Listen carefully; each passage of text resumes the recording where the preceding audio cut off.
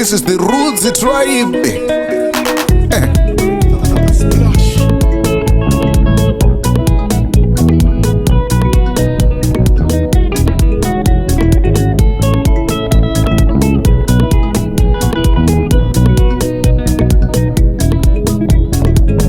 Ndakambounganidza mari, ndinoda kutenda Mwari. Ndakambounganidza mari, ndikaidya neshamwari.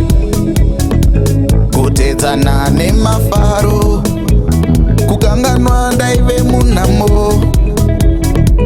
Kutedzana nemafaro, kukanganwa ndaive munhamo. Asi ndikavonga nhamo yandakaona, handaivonga ndingaunganidza mari.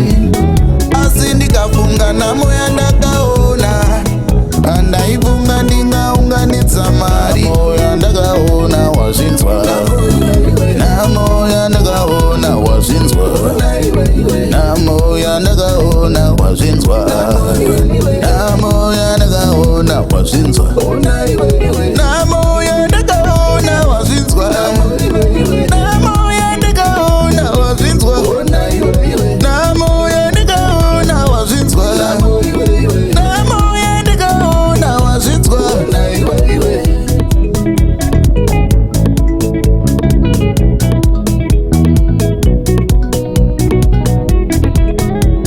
Wadya mari, wadya chikanganwa hama. Wadya mari, wadya chikanganwa hama. Wadya mari, wadya chikanganwa hama. Wadya mari, wadya chikanganwa hama.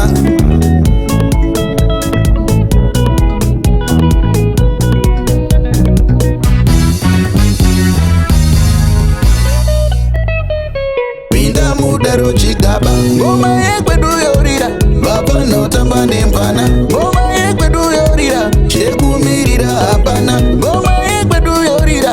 Pinda mudaro chigaba, ngoma yekwedu yorira.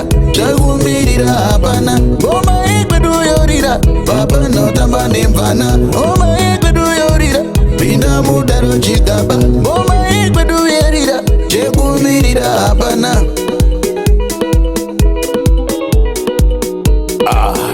Introducing the new school, the Roots Tribe. Vakomana vemucheno, vakomana vanogeza. And the splash 180 ta ndare matsotsi. Tapata kangano, patasika umafaro. Tapata kangano, tapata kangano namo. Tapata kangano, patasika umafaro. Tapata kangano, tapata kangano namo. Tapata kangano, patasika umafaro. Tapata kangano, tapata kangano namo. Tapata kangano, patasika umafaro. Tapata kangano, tapata kangano namo.